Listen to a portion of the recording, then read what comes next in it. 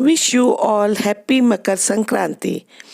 Friends, आज मैं जो वीडियो लेके आई हूँ वो मकर संक्रांत के ऊपर है कि किस तरह से मकर संक्रांत क्यों बनाया जाता है, उसके क्या महत्व है, उसकी मान्यताएं, उसका स्नान का शुभ मुहूर्त क्या है, पूजा विधि मंत्र क्या है, उसके तिल के मकर संक्रांत की कहानी क्या है और तिल के क्या फ़ायदे हैं, ये सभी मैं आप लोगों के साथ चर्चा करूंगी। तो चलिए हम शुरू करते हैं अपना वीडियो। तो जैसे कि आप जानते हैं कि खरमास की समाप्ति और शुभ कार्यों की शुरुआत मकर संक्रांति है। मकर संक्रांति के दिन से ही घरों में शुभ कार्य शुरू हो जाते हैं। इस दिन तिल और गुड़ से बने लड्डुओं की चर्चा हर घर में होती है। आमतौर पर शुक्र का उदय भी लगभग इसी समय होता है, इसलिए यहाँ से शुभ कार्यों की शुरुआत होती है। इस दिन खिचड़ी बनाने का और खाने का खास महत्व होता है। इसी कारण कई जगहों पर मकर संक्रांति को खिचड़ी भी कहा जाता है। अब मैं आपको बताऊंगी कि क्या है मकर संक्रांति का अर्थ। मकर संक्रांति भारत और नेपाल में अलग अलग रूप में मनाया जाता है। पौष मास में जब सूर्य मकर राशि में आता है तभी मकर संक्रांति मनाई जाती है। इस दिन सूर्य धनु राशि को छोड़कर मकर राशि में प्रवेश करता है। तमिलनाडु में ये त्योहार पोंगल नाम से मनाया जाता है, जबकि कर्नाटका, केरल तथा आंध्र प्रदेश में इसे संक्रांति ही कहते हैं। मकर संक्रांति को कहीं कहीं उत्तरायणी भी कहते हैं।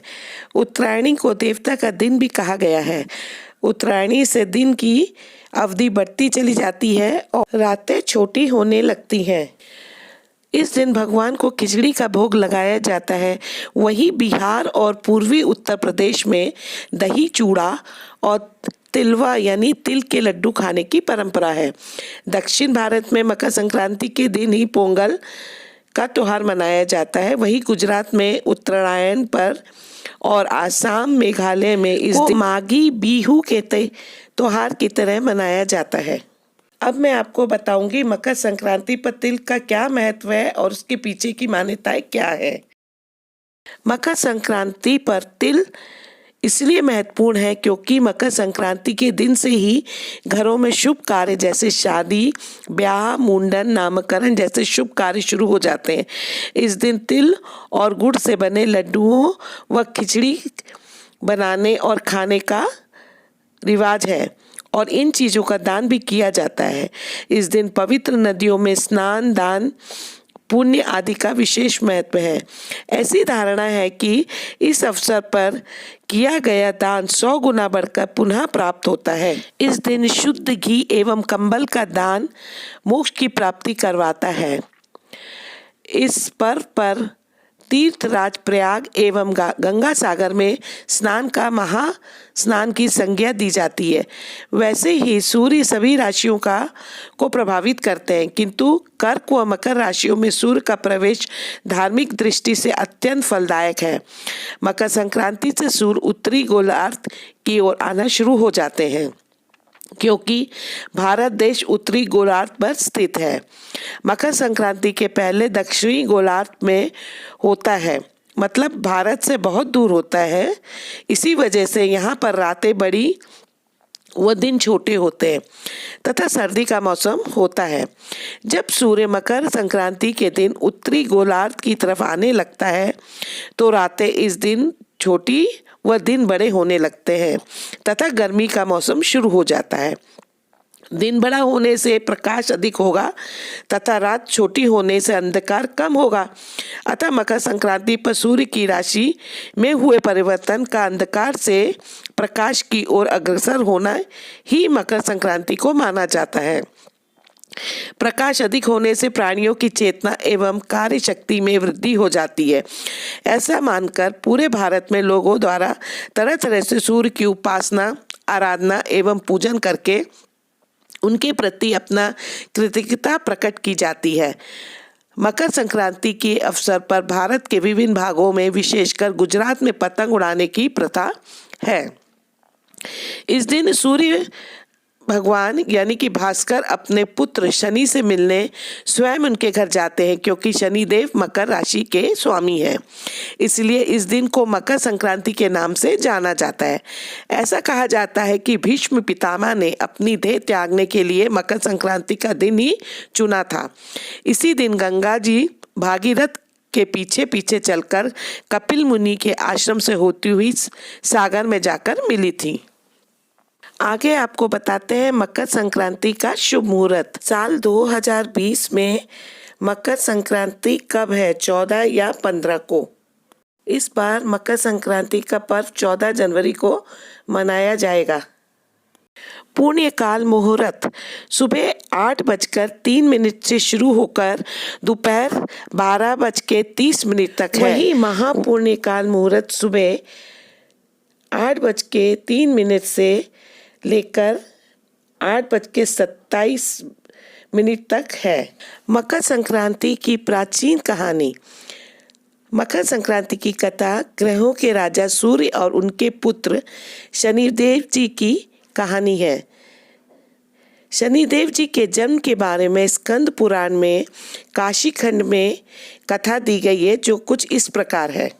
कथा के अनुसार शनिदेव को उनके पिता सूर्यदेव पसंद नहीं करते थे और इसी अनबन के चलते एक दिन सूर्यदेव ने शनिदेव की माता छाया को अपने से अलग कर दिया था। वैसे तो कहानी बहुत लंबी है, लेकिन फ्रेंड्स मैं आपको शॉर्ट में ही सुना रही हूँ। सूर्यदेव की 2 पत्नियां थी, संज्ञा और छाया। छाया जो थी वो संज्ञा की डुप्लीकेट थी। संज्ञा सूर्यदेव की गर्मी को सहन न कर पाने के कारण अपनी छाया को सूर्य के पास छोड़ देती हैं और उसे छाया से शनिदेव उत्पन्न होते हैं।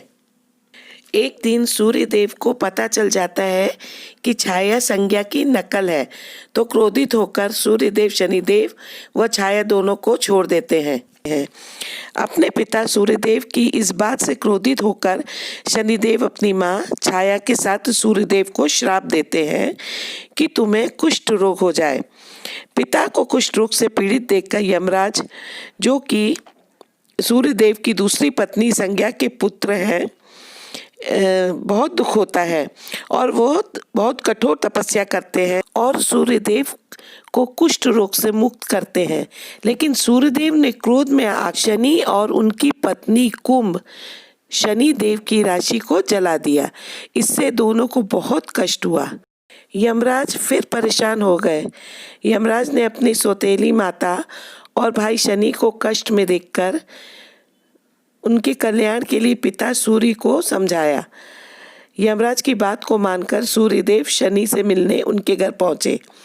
कुंभ में आग लगने के कारण वहां सब कुछ जल गया था, सिर्फ बचे थे काले तिल। जब शनिदेव ने देखा कि उनके पिता उनके घर आए हैं, तो शनिदेव ने अपने पिता सूर्यदेव की पूजा इन्हीं काले तिलों से कर दी। तभी से मकर संक्रांति पर सूर्यदेव की पूजा के साथ तिल का बड़ा महत्व माना जाता है। शनिदेव का घर तो जल चुका था, लेकिन जब शनि ने सूर्य यानी कि अपने पिता सूर्य की तिल से पूजा की तो सूर्यदेव उनसे अति प्रसन्न हुए और उन्होंने शनि को उनका दूसरा घर मकर दे दिया। तभी से ये मान्यता है कि शनिदेव को तिल की वजह से ही उनके पिता, घर और सुख की प्राप्ति हुई और वो दिन ही मकर संक्रांति का था। तो मकर संक्रांति के दिन सूर्यदेव की पूजा आराधना जरूर करनी चाहिए।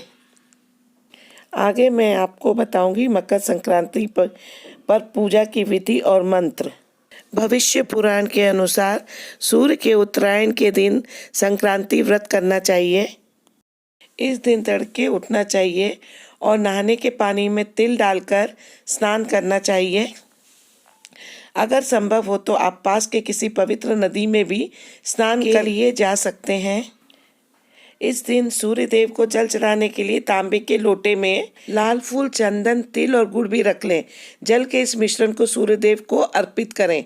जल अर्पित करते समय भगवान सूर्य के लिए ओम सूर्याय नमः मंत्र का जाप करें। इस दिन दान करने का भी विशेष महत्व है। ऐसे में अपनी क्षमता के अनुसार वस्त्र और अन्य दान करें। आटा, दाल, चावल, खिचड़ी और तिल का दान बेहद शुभ माना गया है। सूर्य देव के मंत्र। इस दिन सूर्य देव की पूजा अर्चना करनी चाहिए। गायत्री मंत्र के अलावा इन मंत्रों से भी पूजा की जा सकती है। ओम सूर्याय नमः, ओम आदित्याय नमः, ओम सवित्रे नमः, ओम मार्तंडाय नमः, ओम वैष्णवे नमः, ओम भास्कराय नमः आदि। मकर संक्रांति पर क्यों किया जाता है तिल का दान? मकर संक्रांति पर तिल और खाए जाते हैं और साथ ही तिल का दान भी करना शुभ होता है। ऐसी मान्यता है कि तिल शनिदेव को बहुत प्रिय है और ऐसा कहा जाता है कि इस दिन तिल का दान करके हम शनिदेव जी को प्रसन्न कर सकते हैं, या ये कहा जाए कि इस दिन तिल का दान करने से शनिदेव जी प्रसन्न होते हैं। मकर संक्रांति पर तिल का ही दान नहीं किया जाता, इसके साथ ही चावल, उड़द दाल, मूंगफली और गुड़ का भी दान करते हैं। मकर संक्रांति में तिल खाने के फायदे। दोस्तों, क्या आपको पता है कि तिल देखने में तो छोटा लगता है मगर इसके गुण अनेक हैं। इसलिए सर्दियों में तिल का इस्तेमाल हर घर के रसोई घर में होता है। ये किस प्रकार से हमारे स्वास्थ्य को फायदा पहुंचाता है, ये हम आपको आज बताएंगे। तिल का सेवन करने से तनाव दूर होता है और मानसिक दुर्बलता नहीं होती। इसी तरह गुड़ में भी ढेर सारा आयरन, विटामिन और मिनरल्स पाया जाता है। तिल के लड्डू खाने से हाई ब्लड प्रेशर नहीं होता और लिवर ठीक प्रकार से कार्य करता है। शरीर को अलग से ही ताकत मिलती है। साथ ही साथ ये सर्दी के मौसम में शरीर को पूरी तरह से गर्म रखता है। आयुर्वेद के अनुसार सर्दियों में हमारे शरीर में वात का प्रभाव यानी गैस काफ़ी तेजी से बढ़ जाती है। इसके कारण जोड़ों में दर्द और मांसपेशियों में जकड़न हो जाती है। इस समय अगर आप तिल और गुड़ के लड्डू खाएंगे तो ये सब कंट्रोल में रहेगी। तिल और गुड़ के लड्डू खाने से आपके शरीर को आयरन मिलेगा। तिल में कई प्रकार के iron, calcium, potassium, copper, fibre, B complex और कार्बोहाइड्रेट्स आदि पाए जाते हैं। तिल के लड्डुओं को खाने से शरीर को एंटीऑक्सीडेंट मिलता है। वायरस, एजिंग और बैक्टीरिया से जितने भी नुकसान शरीर को होते हैं उन्हें ठीक करता है। तिल डायबिटीज़ रोगियों के लिए दवा का काम करता है। आर्थराइटिस मतलब गठिया रोग को तिल और गुड़ के लड्डू खाने से फायदा होता है। तिल खाने से पैरों की सूजन कम हो जाती है। सर्दी, जुकाम, साइनस की समस्या को दूर करता है। तो तिल के लड्डू जरूर खाएं। ये न केवल बीपी ब्लड प्रेशर को कंट्रोल करता है बल्कि शरीर में सोडियम की मात्रा को भी कम करता है। तिल में मौजूद कैल्शियम हड्डियों की मजबूत बनाता है, सिर दर्द भगाता है, थकान, अनिद्रा, तनाव जैसी परेशानियां ठीक करता है। तिल में प्रोटीन, कैल्शियम और बी कॉम्प्लेक्स भरपूर मात्रा में पाया जाता है। प्रतिदिन लगभग 50 ग्राम तिल खाने से कैल्शियम की आवश्यकताएं पूरी होती हैं। सर्दियों के दिनों में तिल के लड्डू को खाने से जो जोड़ों में दर्द होता है उसमें आराम मिलता है।